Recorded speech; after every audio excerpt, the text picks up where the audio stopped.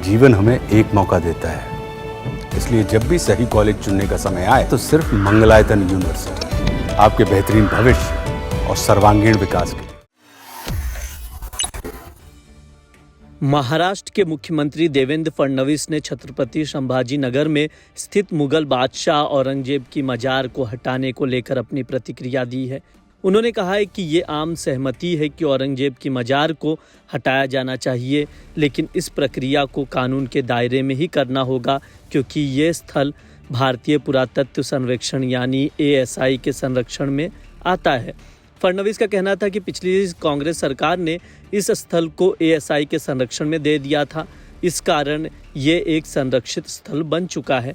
इससे पहले मराठा राजा छत्रपति शिवाजी महाराज के वंशज और सातारा से भारतीय जनता पार्टी के सांसद उदयन राजे भोसले ने भी छत्रपति संभाजी नगर जिले में स्थित औरंगजेब की मजार को हटाने की मांग की थी। भोसले की ये मांग एक संवेदनशील मुद्दा बन गई, जिसके बारे में फडणवीस से पूछा गया तो उन्होंने इस पर प्रतिक्रिया देते हुए कहा कि ये सब कानून के दायरे में करना होगा। आपको बता दें, हाल ही में समाजवादी पार्टी के विधायक अबू आजमी के द्वारा मुगल बादशाह औरंगजेब की प्रशंसा करने वाले बयान पर विवाद शुरू हुआ था। इस बयान के बाद राज्य में बवाल मच गया था। इसके बाद विधानसभा ने 26 मार्च तक बजट सत्र समाप्त होने तक अबू आजमी को निलंबित कर दिया है। आजमी के इस बयान को लेकर राज्य में विरोध बढ़ गया है और राज्य सरकार ने इस मुद्दे पर कड़ी कार्रवाई की है। वहीं अब बीजेपी विधायक सुधीर मुनगंटीवार ने भी औरंगजेब की कब्र के मामले पर बड़ा बयान दिया है।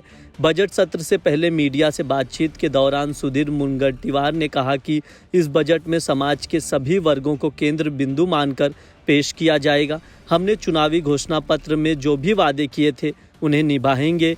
हम इसी दृष्टिकोण के साथ काम कर रहे हैं। औरंगजेब की कब्र पर बात करें तो सुधीर ने कहा कि सरकार को उसे ठीक करवाने के लिए पैसे नहीं देने चाहिए। इससे पहले कई नेताओं ने अबू आजमी के बयान पर आपत्ति जताई थी। आपको बता दें, औरंगजेब की कब्र पर विवाद की वजह एक RTI है, जिसके अनुसार 2011 से 2023 तक इस कब्र पर 6.5 लाख रुपए खर्च किए जा चुके हैं। हिंदू जागृति समिति ने RTI के जरिए ये जानकारी मांगी थी। RTI की माने तो सिंधुदुर्ग किले में मौजूद राज राजेश्वर मंदिर को रखरखाव के लिए साल में सिर्फ 6,000 रुपये दिए जाते हैं। ऐसे में समिति ने इस भेदभाव पर सवाल खड़े कर दिए, जिसके बाद से औरंगजेब की कब्र का मुद्दा भी विवादों में घेरे में आ गया। अब सवाल यह है कि औरंगजेब की मजार को हटाने का निर्णय कानूनी प्रक्रिया के तहत कैसे लिया जाएगा। जब एक स्थल को ASI के संरक्षण में दिया गया हो तो उसे हटाने के लिए लंबी कानूनी प्रक्रिया और सरकारी मंजूरी की ज़रूरत होगी। इस मुद्दे पर राजनेताओं और जनता के बीच विवाद बढ़ता जा रहा है और ये देखना होगा कि ये मामला किस दिशा में आगे बढ़ता है।